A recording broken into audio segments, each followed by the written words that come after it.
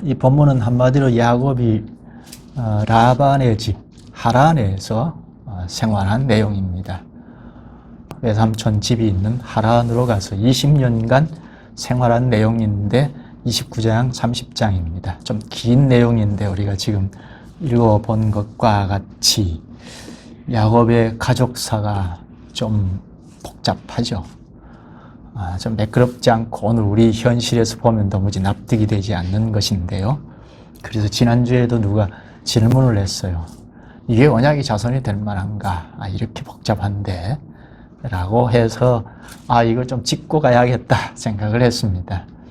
본래 하나님께서 아브라함에게 내가 너로 큰 민족을 이루게 하리라, 국가 교회를 이루게 하리라 하고 언약하셨는데 그 성취가 출애굽기 19장에 가서 이루어지니까 출애굽기 19장으로 가서 봐도 큰 무리는 없겠는데, 그러나 우리가 이 땅에서 지금 신앙생활하는 노정에 꼭 필요한 내용이기 때문에, 그리고 지난번에 본 말씀과 직접 연관이 되어 있고 국가 교회를 이루기 이전에 어찌어찌 했는가 우리가 세세한 거 다 볼 수 없을지라도 오늘 본문의 내용은 좀 볼 필요가 있겠다 하는 생각을 했습니다. 이 본문을 잘 보면 얼른 우리가 납득이 되지 않는데, 큰 주제를 정한다면 하나님께서 신실하게 언약을 다 지키신다 하는 것, 이걸 좀 정할 수가 있겠습니다. 지난번에 우리가 본 것처럼 하나님께서 야곱과 언약하시지 않습니까? 언약의 내용이 무엇이죠? 물론 아브라함에게 언약하신 내용과 동일하게 자자손손 언약의 자손으로 생산케 하여 국가교회를 이루겠다 하는, 거기에 하나님 관심을 두시고 야곱을 함께하고 지키신다, 무사히 돌아오게 하겠다 하는 약속을 하지 않았습니까? 그래서 야곱이 힘을 얻어서 하란을 향해서 갔을 겁니다. 하란에서 20년 동안 생활하면서 하나님께서 그 언약을 신실히 지키신다 하는 것을 29장 30장에서 잘 볼 수가 있습니다. 그것을 큰 주제로 놓고 또 하나 우리가 방금 말씀드린 것처럼 생각하지 않을 수 없는 것이 바로 야곱의 가족사입니다. 아내가 둘인데다가 종 둘에게서 낳은 아들까지 해서 12아들이지 않습니까? 이 12아들이 나중에 이스라엘 국가 교회를 이룰 때 대표자들이 되었죠. 12지파의 대표자들이죠. 그러니까 이게 될 법한 일인가 하는 생각이 얼른 드실 겁니다. 지난번에 본 하나님께서 이삭을 출산케 하실 때도 사람의 힘이 전혀 개입이 되지 않고 하나님께서 언약하신 말씀대로 출산한 것을 역력히 보여주지 않습니까? 언약의 자손은 하나님 말씀대로 난다 하는 것을 보여주셨는데, 그리고 야곱이 출생할 때도 벌써 임신 중에 있을 때 하나님께서 택하셨다고 하지 않습니까? 그런데 지금 야곱의 아들들은 굉장히 이 불순한 아주 세속적인 양태를 띠면서 출생했단 말입니다. 출신 성분이 좋지 않아요. 이런 자들이 어찌 언약의 자손이 될까 싶은데, 우리 생각으로는. 근데 하나님께서 주장하셔서 나중에 국가 교회를 이루는데 대표자들로 다 삼으셨다는 겁니다. 이게 참 잘 납득이 되지 않는데, 이 점도 좀 염두에 두면서 본문에 좀 쑥 들어가서, 본문이 좀 기니까 좀 빨리 한번 좀 읽으면서 가도록 하겠습니다. 먼저 야곱이 이제 하란을 향해서 갑니다. 거리가 상당한 거리인데요. 최소한 제가 다시 한번 이렇게 조사를 해보니까 한 800km 이상은 좀 되겠다, 그런 생각을 했는데요. 그러니까 상당한 거리죠.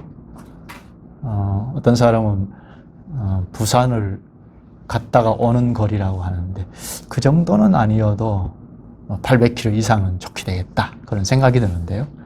근데 하나님께서 함께 하겠다, 지키겠다, 평안히 돌아오게 하겠다는 약속을 받아서 거기에 힘을 받아서 단숨에 하란까지 갑니다. 하란에 도착해서 여기가 맞나? 하고 우물가에서 목자들에게 질문을 하죠. 당신도 어디에서 왔습니까? 하자 하란에서 왔습니다. 하니까 얼마나 기뻤겠어요? 목자들이 하란에서 왔답니다. 그러면 나홀의 손자 라반을 아십니까? 외삼촌의 이름을 대면서 아십니까? 하니까 잘 알죠? 합니다. 저기 그 라반의 딸 라헬이죠. 딸이 외삼촌의 딸이 라헬, 레아 둘인데요. 근데 라헬이 양떼를 몰고 옵니다 했습니다. 얼마나 기뻤을까요? 그래서 야곱이 라헬을 만나서 부둥켜 안고 펑펑 웁니다. 그동안 마음고생한 것도 생각했을 것이고 특히 하나님께서 함께 하시겠다고 약속하신 바대로 무사히 하란까지 왔으니까 그 기쁨에 감격에 눈물을 흘립니다. 그리고 딸의 안내로 라반 삼촌 집에 들어가서 이제 자초지종을 이야기를 합니다. 아마 에서의 낯을 피하여 도망쳐왔다 뭐 그런 얘기도 했을 것입니다. 그래서 한 달 동안 라반 집에서 휴식을 취합니다. 한 달 동안 쉬는데요. 내 삼촌이 꼴을 보기가 어렵습니다. 저 녀석이 계속 저럴 건가 하고 아이디어를 생각했습니다. 여기 29장, 30장, 31장을 쭉 보면 외삼촌 라반이 얼마나 권모술수에 능한 자인지를 잘 알 수가 있습니다. 그래서 야곱을 일을 시켜 먹고자 생각하고 좋은 제안을 합니다. 그 본문을 한번 좀 볼까요? 15절을 볼까요?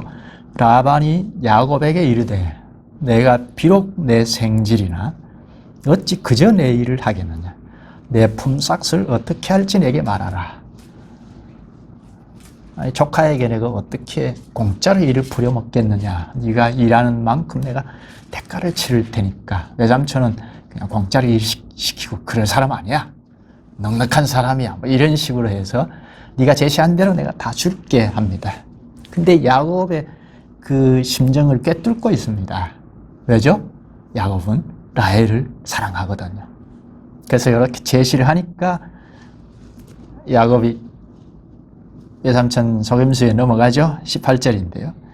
야곱이 라헬을 더 사랑함으로 대답하되 내가 외삼촌의 작은 딸 라헬을 위하여 외삼촌에게 7년을 섬기리이다. 외삼촌 내가 7년 동안 섬기겠습니다 합니다. 외삼촌 그 게임에 철커덕 걸려들었죠. 7년 공짜로 일을 시켜먹게 됐습니다. 20절 야곱이 라헬을 위하여 7년 동안 라반을 섬겼으나 7년 동안 그냥 단숨에 세월을 보냈죠. 섬겼으나 그를 사랑하는 까닭에 7년을 며칠같이 여겼더라. 사랑하니까 눈에 콩깍지가 씌면 뭐 7년 금방 가죠. 라반은 그걸 최대한 이용해서 공짜로 일을 다 시켰습니다. 더 나쁜 거는 7년이 지났는데도 라헬을 주지 않습니다. 그래서 화가 난 야곱이 21절에 야곱이 라반에게 이르되 내 기한이 찼으니 내 아내를 내게 주소서 내가 그에게 들어가겠나이다. 라헬은 이제 내 아내다. 달라. 외삼촌에게 얘기를 합니다. 그래서 외삼촌이 뭐라고 합니까? 그래 당연히 주지 하고는 잔치를 벌입니다. 동민들을 다 모아놓고 잔치합니다. 당시 혼인잔치는 일주일간 하거든요. 일주일간 잔치를 성대하게 하는데 밤이 되자 라반이 라헬의 언니 레아를 야곱에게 들여보냅니다. 지금과는 다르니까 깜깜한 밤에 레아인지 라헬인지 모르고 잠을 잤는데 눈을 떠보니까 이거 큰일 났습니다. 레아가 야곱 옆에 딱 누워 있습니다. 그래서 어찌 화나는지 야곱은 외삼촌에게 달려갑니다. 25절에 아니 나는 라헬을 위하여 외삼촌을 7년간 섬겼는데 이렇게 나를 속일 수 있습니까? 항의하자 라반이 적반하장입니다. 뭐라고 하죠? 읽어보고 오자고 했는데 읽어보셨으면 금방 아실 텐데요. 뭐라고 합니까? 26절에 라반이 이르되 언니보다 아우를 먼저 주는 것은 우리 지방에 사지 아니하는 바이라. 우리의 풍속은 맞이가 있는데 둘째가 먼저 결혼을 한다? 이건 있을 수 없는 것이야.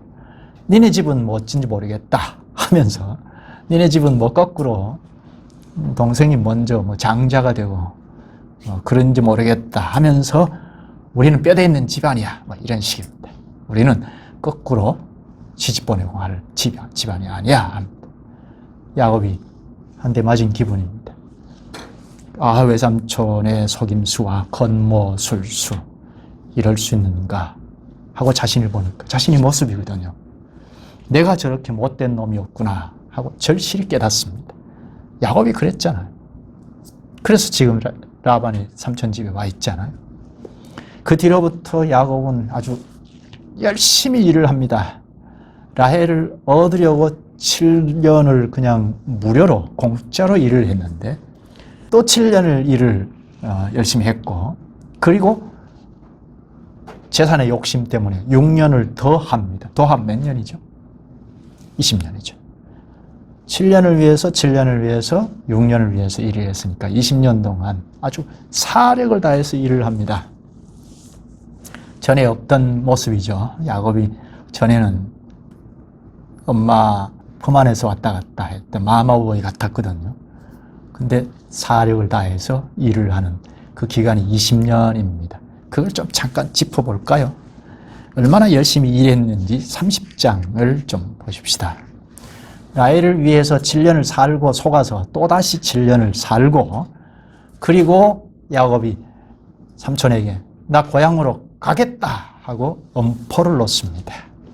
14년을 살고 이제 고향으로 가겠습니다 하고 엄포를 놓자 라반이 뭐라고 했을까요? 30장 27절로 갈까요? 라반이 그에게 이르되 27절 라반이 그에게 이르되 여호와께서 너로 말미암아 내게 복 주신 줄을 내가 깨달았노니 내가 나를 사랑스럽게 여기거든 그대로 있으라. 야곱이 고향으로 돌아가겠다 하고 엄포를 놓자 엄포를 놓은 거예요. 쭉 보면 외삼촌 라반이 여호와께서 너로 말미암아 내게 복 주신 줄을 내가 깨달았노니 네가 나를 사랑스럽게 여기거든 그대로 있으라. 라반도 야곱의 구미에 맞춰서 이야기하는데 사실 얘기하죠. 너 때문에 이렇게 복을 받은 것 다 안다. 하나님의 은혜다. 하나님의 축복이다. 나 그거 깨달았다. 그랬으면 어떻게 해야 합니까? 야곱에게 그 대가를 다 치르고 고향으로 돌려보내야 맞죠. 그런데 다 안다. 하나님의 축복이다. 은혜다. 하고는 내가 나를 사랑스럽게 여기거든 그대로 있으라 합니다. 이 라반이 야곱의 심정을 다 꿰뚫고 있습니다. 욕심쟁이 라반이 야곱을 붙잡아 두려고 너 그대로 있어라. 너 나 사랑하면 그대로 있으라 합니다. 이런 방식이 지금도 많아요. 있죠? 외삼촌 라반처럼 하나님의 은혜다. 내가 다 안다. 하나님께서 축복을 주신 것이다 하고 내가 깨달았다 하는데 그 다음에는 다 이용해 먹잖아요. 지금 라반이 그런 식입니다. 고향으로 갈 마음이 없는 야곱의 심정을 꿰뚫어 보고 있습니다. 그래서 28절에 또 제시합니다. 또 이르되 내 품삯을 정하라. 내가 그것을 주리라. 야곱이 어떻게 했을까요? 또 한 번 그 속임수에 넘어가죠. 여호와께서 복 주신 사실을 쭉 장황하게 말하면서 30절 끝에 가서 야곱이 내 발이 이르는 곳마다 여호와께서 외삼촌에게 복을 주셨나이다. 그러나 나는 언제나 내 집을 세우리까. 언제 가나안 땅에 가서 자기 사명을 감당하겠느냐 하는 겁니다.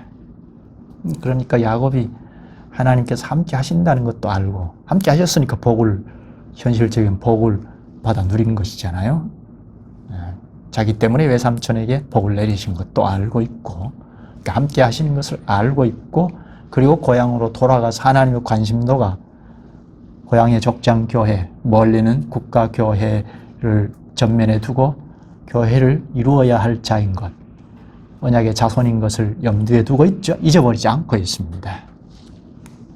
그러나 지금은 가나안으로 당장 가겠다 하는 마음은 없습니다. 왜죠? 야곱이 욕심이 많잖아요. 돈을 벌어야겠다는 겁니다. 그래서 30장 31절에 보면 이렇게 해 주시면 내가 다시 양떼를 먹이겠습니다 합니다. 이제는 공짜가 없습니다. 두 번 다시 안 속습니다 합니다. 라반은 야곱을 더 부려먹으려고 했고, 야곱은 이제 두 번 다시 속지 않습니다 하고 제시를 했습니다. 제시한 내용을 한번 볼까요? 32절인데요. 30장 32절. 오늘 내가 외삼촌의 양떼에 두루 다니며 그 양 중에 아롱진 것과 점 있는 것과 검은 것을 가려내며 또 염소 중에 점 있는 것과 아롱진 것을 가려내리니 이 같은 것이 내 품삯이 되리이다. 정상적인 것은 삼촌이 다 가지십시오. 비정상적인 것은 다 내 것입니다. 이렇게 제시합니다. 그랬더니 라반이 어이구 좋다 하고 안 받아들일 이유가 없죠. 정상적인 것만 삼촌이 가져라 하니까 얼싸 좋다 하고 받아서 언약을 체결합니다. 계약을 체결하자마자 라반은 조치를 취합니다. 35절에 보면 얼룩무늬 그리고 점 있는 것 그리고 아롱진 것을 다 가려내어서 자식들에게 줘버립니다. 정상적인 것만 둡니다. 왜죠? 정상적인 것만 키워야 정상적인 것만 나오겠다는 겁니다. 만에 하나 돌연변이가 나올까봐 미연에 차단을 하는 거죠. 아롱진 것과 점 있는 것 단 한 마리도 나오지 않게 철저히 차단한 겁니다. 35절에는 라반이 야곱과의 거리를 멀리 띄어넣습니다. 3일 길을 가야 만날 수 있는 거리로 격리를 시켜놓습니다. 혹 정상적인 양떼나 염소를 훔쳐갈까 봐 차단한 겁니다. 한 마리도 줄 수 없다는 거죠. 라반이 이렇습니다. 어떻게 이렇게 무자비할 수 있을까 할 정도입니다. 그런데 야곱은 이게 알고 그랬는지 속임수에 넘어가서 그랬는지 어떻게 가축을 기르죠? 37절을 한번 볼까요?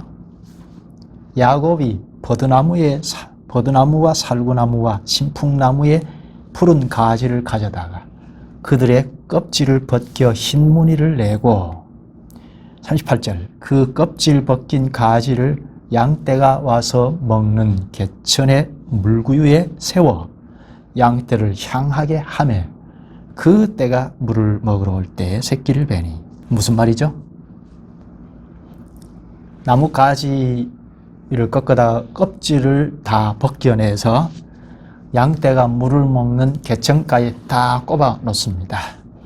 그걸 보고 물 먹으러 온 양떼들이 그걸 보고 교미를 해서 아롱지고 점 있는 게 나올까봐 그렇게 한 겁니다. 이게 미신적인 건데요. 아주 미신적인 행위인데 그렇게 믿고 야곱은 껍질을 벗긴 나무를 개천에 다 꼽아 놓습니다. 그런데 이게 웬일입니까? 39절 볼까요? 가지 앞에서 새끼를 뱀으로 얼룩얼룩한 것과 점이 있고 아롱진 것을 낳은지라. 실제로 점 있는 것, 아롱진 것 다 낳았습니다. 이게 과학적으로 가당찮은 건데요. 근데 실제로 이루어졌습니다. 어떻게 해석해야 할까요? 뭘 말하죠? 하나님께서 주장하셨다. 그렇게밖에 달리 설명할 길이 없습니다. 야곱도 그걸 고백하거든요. 31장 5절 끝에 보면 내 아버지의 하나님은 나와 함께 계셨느니라. 하나님이 함께 계신다 하는 걸 역력히 알고 있습니다. 하나님께서는 야곱의 절실함을 보시고 복을 내리신 겁니다. 내 아버지의 하나님은 나와 함께 계셨느니라. 이 말은 야곱이 라헬과 레아를 들판에 불러다 놓고 한 고백이거든요. 그러니까 두 아내죠. 레아와 라헬을 들판에 불러다 놓고 내 아버지의 하나님이 나와 함께 계셨느니라. 그리고 계속하여 두 아내에게 말합니다. 31장 6절입니다. 그대들도 알거니와 레아, 라헬 너희들도 알거니와 내가 힘을 다하여 그대들의 아버지를 섬겼거늘 그대들의 아버지가 나를 속여 품삯을 10번이나 변경하였느니라. 그러나 하나님이 그를 막으사 나를 해치지 못하게 하셨으며 31장 6절이죠.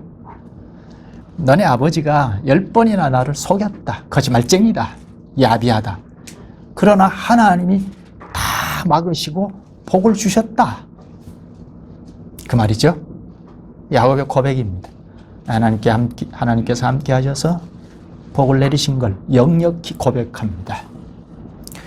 하나님이 라반 위에서 주장하신 거죠. 라반이 아무리 겉모술수에 능통한 자라 하더라도, 그래서 야곱을 다 속여 가지고 이를 부려먹었다 하더라도 그 위에서 통치하신 하나님께서 라반을 주장하시고 야곱을 긍휼히 여기셔서 복을 내리셨다는 말입니다. 31장 8절을 잘 보면 라반이 계약을 계속 바꿔요. 참 교묘하게 바꾸는데요. 보실까요? 그가 이르기를 점 있는 것이 내 삭시되리라 하면, 라반이 점 있는 것이 내 삭시되리라 하면 온 양떼가 낳은 것이 점 있는 것이요 또 얼룩무늬 있는 것이 내 삭시되리라 하면 온 양떼가 낳은 것이 얼룩무늬 있는 것이니. 본래 계약할 때 어떻게 했죠? 얼룩무늬 점 있는 것 다 야곱 너 거다, 그렇게 계약했잖아요. 근데 라반은 점 있는 것만 내 거라 하고 변경을 합니다. 근데 온 양떼들이 새끼를 낳았는데 다 점이 있습니다. 그러자 라반은 또 바꾸어서 얼룩무늬 있는 것만 다 내 거라 합니다. 온 양떼가 낳은 것이 다 얼룩무늬입니다. 뭡니까? 하나님께서 주장하시더라 하는 거죠. 달리 설명할 길이 없습니다. 하나님이 라반 위에서 주장하셨다는 겁니다. 이를 야곱은 9절에서는 31장 9절에서는 하나님이 이같이 그대들의 아버지의 가축을 빼앗아 내게 주셨느니라. 하나님이 삼촌의 것을 빼앗았다는 겁니다. 요걸 우리가 잘 생각해야 하는데요. 항상 우리가 선지식 이전에 있을 텐데, 당시에는 계시가 초기 단계이니까 그 당시 백성들, 사람들이 알아먹도록 하시기 위하여 복을 내리시는 것도 현실적인 것으로 이렇게 하셨다는 겁니다. 이걸 우리가 그대로 이용하면 안 되죠. 지금 그런 시대가 아니니까. 하나님께서 끊임없이 함께 하시고 주장하셨다 하는 것을 야곱이 역력히 알고 있습니다. 깨닫고 있습니다. 특히 삼촌을 보면서 속임수와 겉모술수에 능한 그 삼촌을 보면서 하나님께서 야곱 자신을 뜯어고치려고 하신다 하는 것을 깨달았습니다. 야곱의 고백을 보면 그걸 잘 알 수 있습니다. 30장 30절 중간에는 내 발이 이르는 곳마다 여호와께서 외삼촌에게 복을 주셨나이다. 외삼촌이 복받는 건 야곱 때문입니다. 그런데 지가 잘난 것처럼 하면 희망이 없죠. 라반은 계속하여 계약 위반을 하면서 착취를 하죠. 그러나 야곱은 30장 43절에 보면 매우 번창하여 양떼와 노비와 낙타와 나귀가 많았더라. 라반은 계속 착취를 하지만 야곱은 하나님께서 위에서 복을 내려 주신 거죠. 번창했다 합니다. 하나님께서 라반 가축을 빼앗아 내게 주셨다 하고 31장 9절에 고백을 하는데, 사람의 힘으로 된 것이 아님을 야곱도 잘 알고 있습니다. 하나님께서 그렇게 야곱을 교육하셨습니다. 야곱은 언약 교회를 이룰 자, 언약의 자손이니까 하나님께서 이렇게 섭리하신 겁니다. 하나님을 자꾸 알게 가르치셨습니다. 야곱도 그것을 알고 이렇게 하나님을 배워간 겁니다. 하나님께서 너와 함께 하겠다, 지키겠다, 무사히 돌아오게 하겠다 하신 약속을 지금 지키고 계시구나 하는 것을 야곱도 절실히 깨달았습니다. 그런데 우리가 서두에서 말한 것처럼 한 가지 납득이 잘 안 되는 것이 있죠. 야곱의 가족사입니다. 야곱의 아내가 둘이고 또 종 둘을 통하여서도 아들을 낳고, 근데 12아들이 다 국가의 대표자들이 되었단 말입니다. 이게 매우 중요한 것이니까 한번 쭉 보시죠. 얼른 납득이 잘 안 되는 문제인데 29장 31절부터 30장 24절까지 내용인데요. 31절부터 쭉 보십시다. 여호와께서 레아가 사랑받지 못함을 보시고 그의 태를 여섰으나 라헬은 자녀가 없었더라. 야곱의 사랑을 받지 못한 레아에게 하나님께서 아들을 주신다고 하죠. 쭉 보면 그가 루벤인데요. 루벤을 얻은 이후에 3명의 아들을 더 얻습니다. 루벤, 시므온, 레위, 유다까지 출산하고는 멈췄습니다. 4명이나 얻었다는 말입니다. 누가요? 레아가. 언니가 4명을 얻은 것을 보고 동생 라헬이 시기합니다. 아이를 그동안 못 가졌으니까 레아 언니 지가 남편을 독차지해 하고 시기합니다.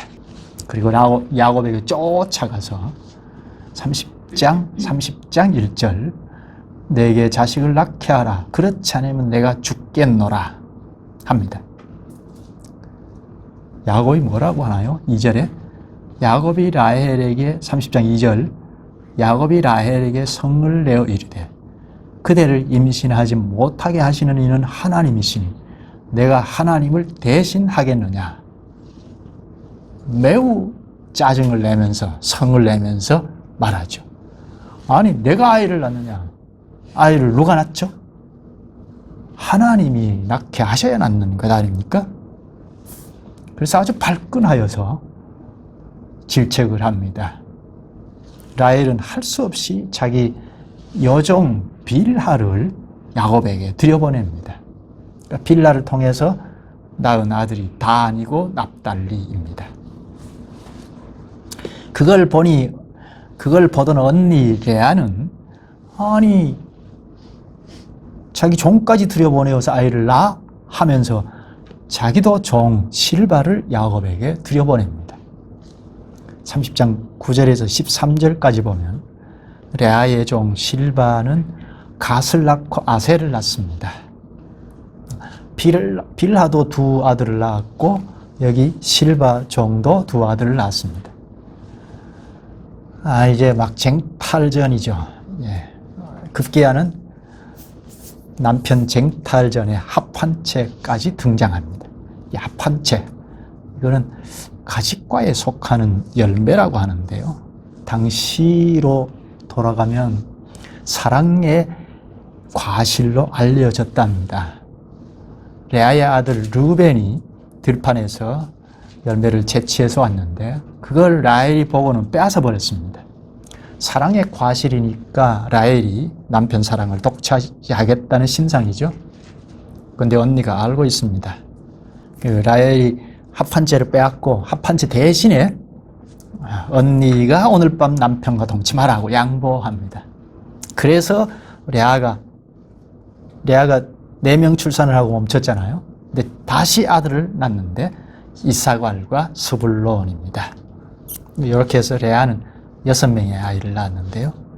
30장 17절을 보면 하나님이 레아의 소원을 들으셨으므로 그가 임신하여 5째 아들을 야곱에게 낳은지라.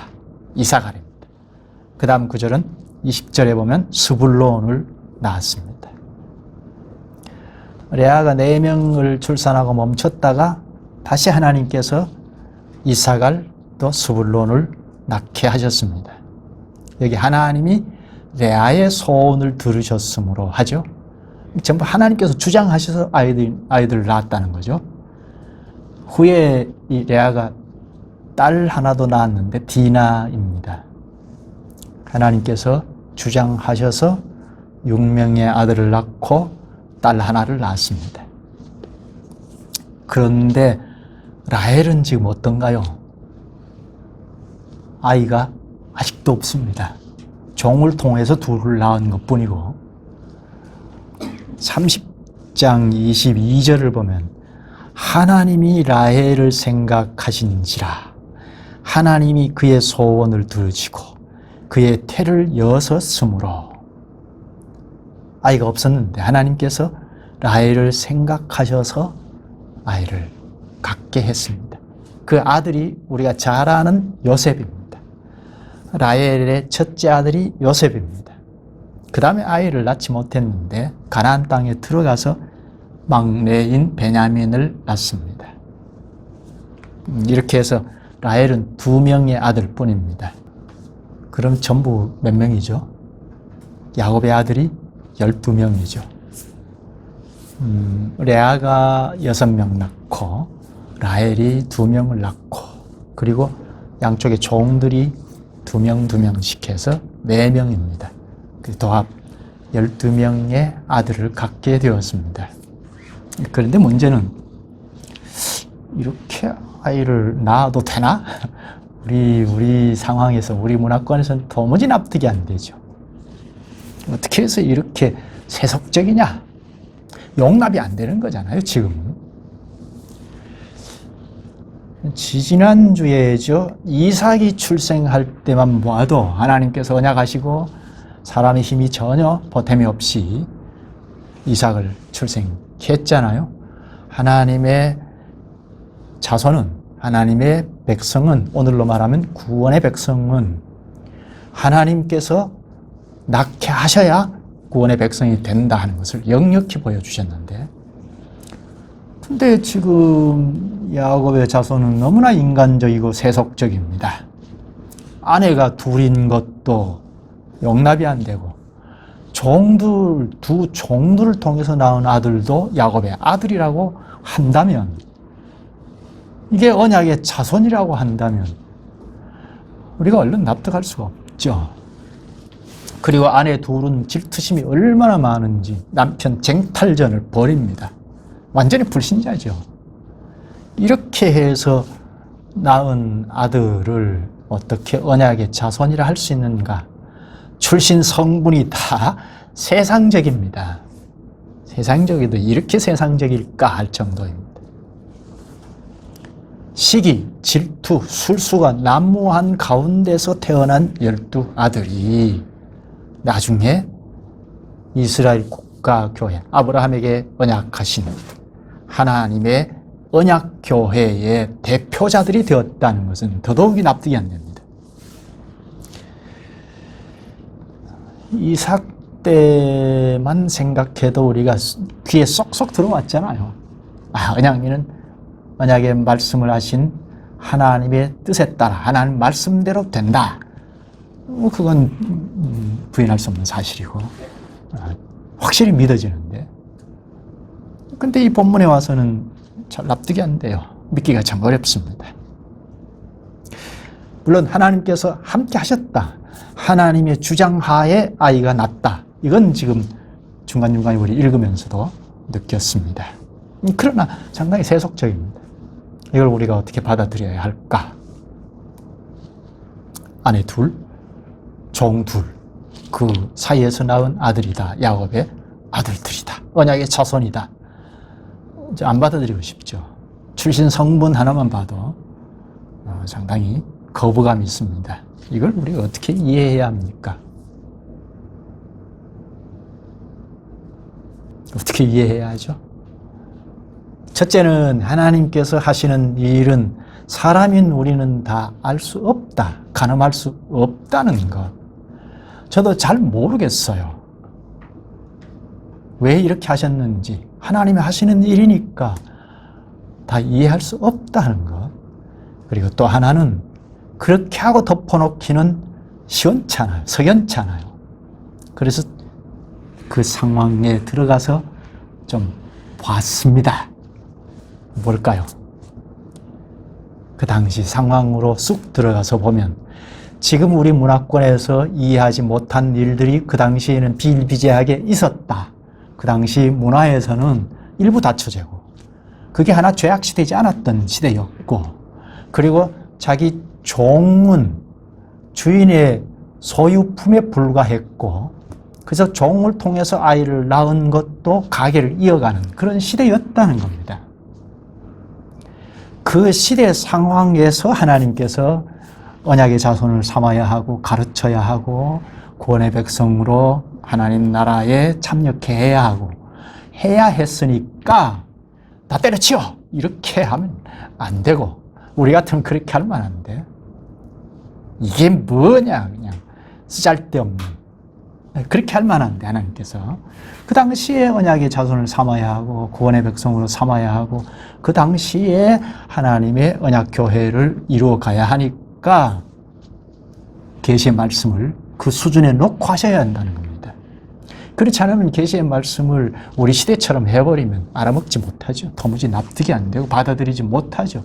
우리가 얘들을 받아들이지 못하는 것처럼 이 사람들이 우리 시대처럼 계시해버리면, 말씀을 해버리면 납득을 하지 못하죠.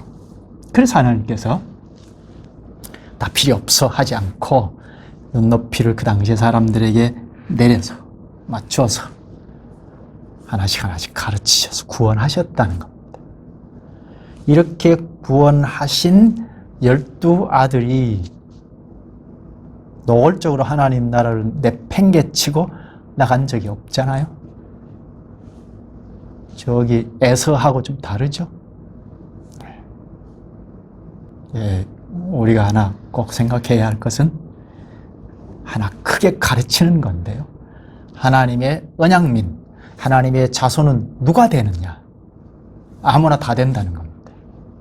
다만 하나님의 언약을 거역하지 아니하면 누구든지 언약민이 된다는 겁니다. 출신 성분 상관없다는 걸 여기서 가르칩니다. 12아들이 하나님의 언약을 정면으로 거부하고 나간 적 없잖아요. 하나님 나라를 다 걷어차버리고 간 적이 없잖아요. 이건 누구나 다 언약민이 된다는 걸 가르칩니다. 이것이 신약에 넘어와서 성취가 되었죠. 예수님께서 지상 사역을 하실 때 12 제자들을 부르시지 않습니까? 부르실 때 어떻게 부르셨죠? 아무나 다 부르셨죠? 출신 성분을 다 따져서 부르시지 않으셨죠? 마치 야곱의 12아들을 하나님의 교회, 구약 교회의 대표자들로 삼으신 것처럼, 그래서 당시 신국을 건설해 나가신 것처럼 신약 교회의 대표자들로 제자들을 삼으셨습니다. 무작위로 부르셔서 교육하셔서 오고 오는 모든 교회의 대표자들로 12사도로 삼으셨죠. 그래서 이 12사도의 가르침의 노선에 선 교회가 그리스도의 교회라고 하잖아요. 12사도들의 가르침, 이거는 신학이죠. 12사도들의 가르침, 신학과 신앙의 노선에 선 교회라야 참교회라고 하죠. 사도성이 있는 교회라야 참교회라고 하죠. 지금은 만방에 이 사도교회를 세우시고 복음으로 다 초청하십니다. 고린도전서 12장 13절을 보면 우리가 유대인이나 헬라인이나 종이나 자유자나 다 한 성령으로 세례를 받아 한 몸이 되었고 또 다 한 성령을 마시게 하셨느니라. 이제는 그리스도의 교회는 종이나 자유자나 다 그리스도와 연합이 되면 주인과 종, 노예와 상관없이 형제라는 겁니다. 이건 획기적인 일이죠. 당시로 돌아가면, 고린도 교회 앞에 쓴 편지 당시로 돌아가면 노예 제도가 있었어요. 한번 노예는 끝까지 노예예요. 그런데 그리스도를 믿고 그리스도와 연합이 되면 상전도 노예도 형제라고 합니다. 노예 제도가 허물어져 버린 거죠. 출신 성분이 어떻든 그리스도와 연합하면 언약민입니다. 하나가 됩니다. 영원한 나라를 정점으로 하고 그리스도의 수족으로 사명을 다하게 됩니다. 출신 성분, 성별, 지위, 고하를 막론하고 누구든지 그리스도 안에서 하나를 이룹니다. 그리스도의 말씀을 쭉 따라가면 야곱과 함께 하신 하나님이 오늘 우리와도 함께 하시고 영원히 함께 하실 겁니다. 기도하시죠. 자비하신 주님, 주님께서 아주 인간적이고 불순한 야곱과도 언약하신 그 언약대로 함께 하시고 지키심을 오늘 보게 하시옵나이다. 또한 언약의 자손을 있게 하시고 또 그 자손들이 곧 하나님 나라를 건설하도록 은혜를 베푸시고 믿음의 자손을 삼으신 걸 저희가 잘 배우옵나이다. 주께서 건설하시는 나라에 참여할 자는 사람의 생각과 방식을 훨씬 뛰어넘는 주님의 손에 달린 걸 깨닫사옵나이다.